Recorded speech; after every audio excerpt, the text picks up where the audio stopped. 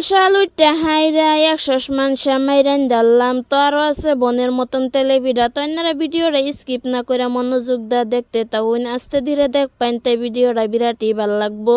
আসসালামু আলাইকুম কলিজার ভাই বোনেরা, আশা করি এনারা সবাই ভালো আছেন। তো এনা করতো আমিও ভালাই। এই যে এন্দা শালুইটা হাইরা এই যে তেলে ভিডার কাই কইরালছি কাই কইরা হাইরা কই যে তেলে ভিডাও বানায় এলাই আর এন্দা শ্যামাইও বয় দিছি।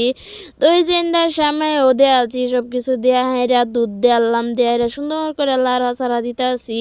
নিজে হাতে বানানোর সময় কিন্তু রান্দাও ভাল লাগতেছে, দেখেও ভাল লাগতেছে। আর খাইছি যে কিনা বাজারের সময় থেকে কিন্তু হাতের সময় বিরাটই ভাল লাগে।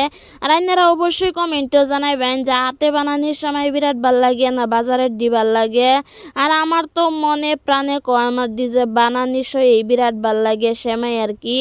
তো এই যে ইন্দা সেমাই ও রান্দা হাইরালছি তো রান্দা হাইরা উর্বে দেখো একটা কাজু বাদাম আর কিশমিশ ছিড়াই দেওয়ার থেকে কিন্তু সেমাইটা বিরাটই ভাল্লা দেউন যেতেছে। তো এই যে ইন্দা ফুলকো ফুলকো তেলেবিটাও বানাই আলতাছি একেবারে বনের মতন ফুললা যেতেছে। আর তেলেবিটা যদি বনের মতন ফুলে বিরাটই ভাল লাগে, খাইতেও ভাল লাগে, দেখতেও ভাল লাগে। আর একেবারে তুলতুলা হয়েছে তেলেবিটা দেউন মানুষের জীবনে কর্তা নি আগায় যা। আর কোনো দিন তেলেবিটা বানাই পাইছি না, আর দেউন কি সুন্দর তেলেবিটা বানানিও শিখালছি।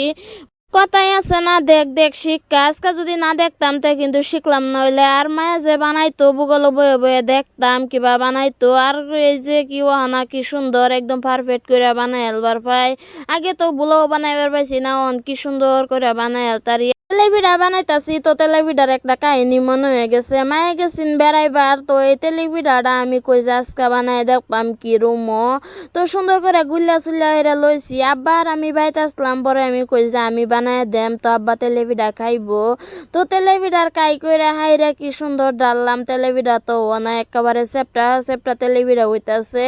পরে কি করবা আমার আব্বা আসতেছে আর তেলেপিঠা খাইতাছে কি সুন্দর খাইতাছে। পরে মায়া আইসে বেড়ানির থেকে বাড়িত পরে দেখ আমার যে কি সুন্দর করে তেলেপিঠা বানাইছে। তেলেপিঠা কিন্তু হইছে না এটাই সুন্দর আসি মুহে খাইছে। আর পরের বার যদি এবার তেলেপিঠা বানাইতাম কত মুহের লাড়া দিত।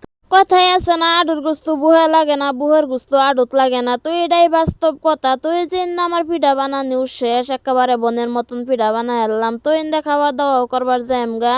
কেনা করতে ভিডিওটা দেখতেছেন সবাই ভালো থাকবেন, সুস্থ থাকবেন, আল্লাহ হাফিজ।